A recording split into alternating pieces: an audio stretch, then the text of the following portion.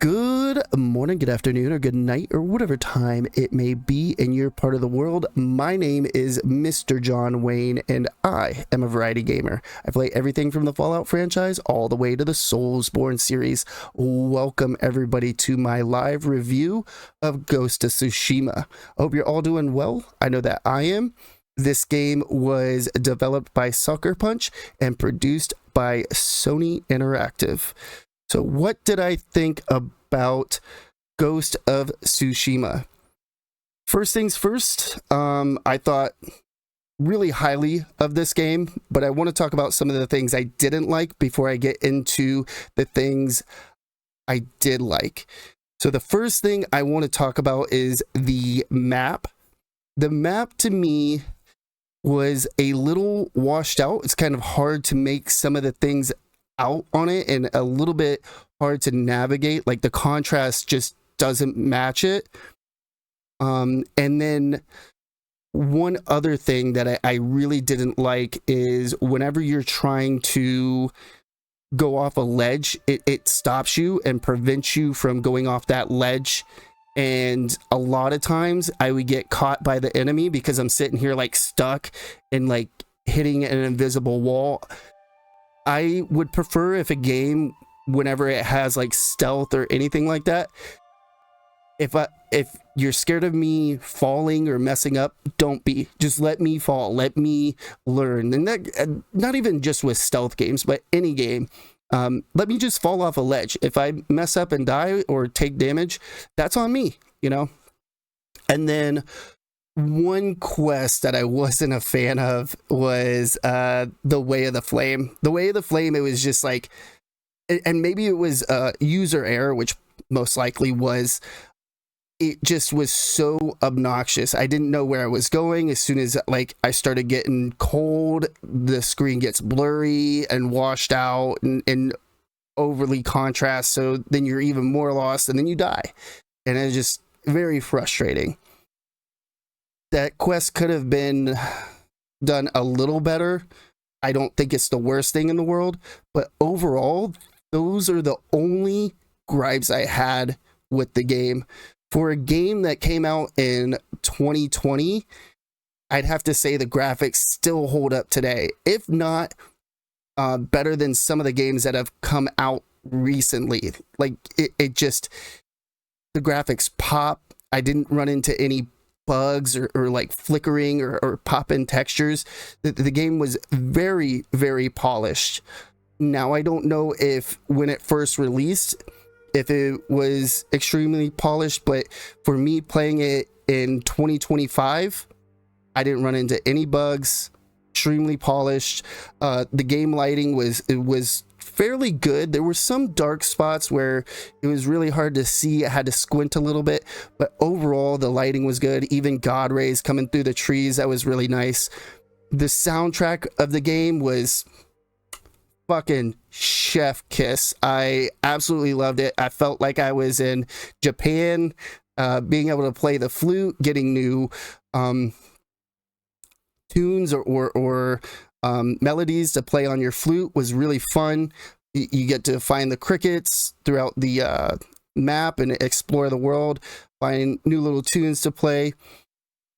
Characters, there was one that I'm not going to spoil on that I didn't feel very connected to, and it's mainly because they were introduced midway through the game and their quest line went so fast. It was just like boom, boom, boom, boom, boom. And it just felt like maybe they added that character in fairly quickly, but I'm not going to really harp on that because some people might really enjoy that NPC or that character's quest line. I didn't feel connected to them, although the other characters in the game I definitely connected with. I thought the story on those characters were amazing.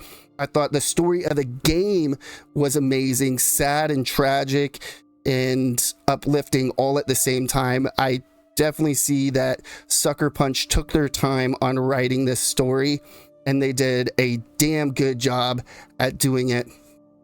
including the side quest. Doing a lot of the side quests didn't feel like, nah, it's a fetch quest, let me just go fetch this and do that and do this. I actually felt like I was helping Tsushima every time I did a side quest. Like the side quests, I was looking forward to actually going and doing, to find that side quest, to go talk to a random NPC and they had information on somebody that needed help, and I would go do that side quest, and it had an interesting story to it that added life to the game, to the world. That was interesting. The combat, oh my goodness. The combat was really fun. I didn't have any problems with the combat except for when I first started trying to learn the stances. I felt like, again, it was user error. Like me, I didn't really understand them, so I had to like really like practice with it. But once you get that combat and you get flowing with changing different stances, for people that are using a shield, it has a different stance. To people that are brutes, you have a different stance for it. A lot of fun. I don't want to give too much away with that, even though that this is a game that's 5 years old. People may be coming into it brand new, especially with Ghost of Yote coming out. So I don't want to ruin anything for that. But the combat was amazing, very polished.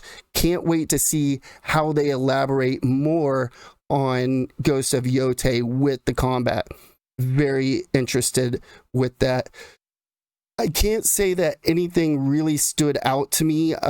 Pretty normal open world exploration game, but I think it was done better than most. Typically when you have like an open world game, you'll have like the normal Ubisoft or Bethesda thing. Mainly like Ubisoft, like, oh, climb a tower, you'll be able to see everything on the map. That wasn't this. You actually had to take down different strongholds and stuff, and eventually it would unveil the map so you could see more of it. So you were actually not really forced, but encouraged to interact with the world. And that, I would have to say, if anything stood out to me, that was something that stood out to me. If I was going to actually rate the game on a 1 to 10 basis, I would give this game a 9 out of 10. The only reason I don't give it a 10 is just because of the map and the whole ledge thing. Like, I got caught so many times just because I would get stuck on that ledge, and you try to push forward to just try to get yourself to just move off that ledge. It just was one of those things that irked me.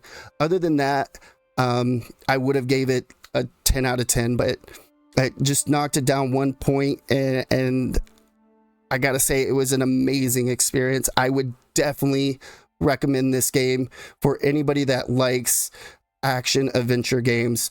If you're not really a fan of action adventure games and you're looking for an RPG, this is probably not the game for you, but I would still say give it a try. It's a good game for what it is, and it definitely is an amazing game. All right, everyone, that is my review for Ghost of Tsushima. Hopefully you enjoyed it.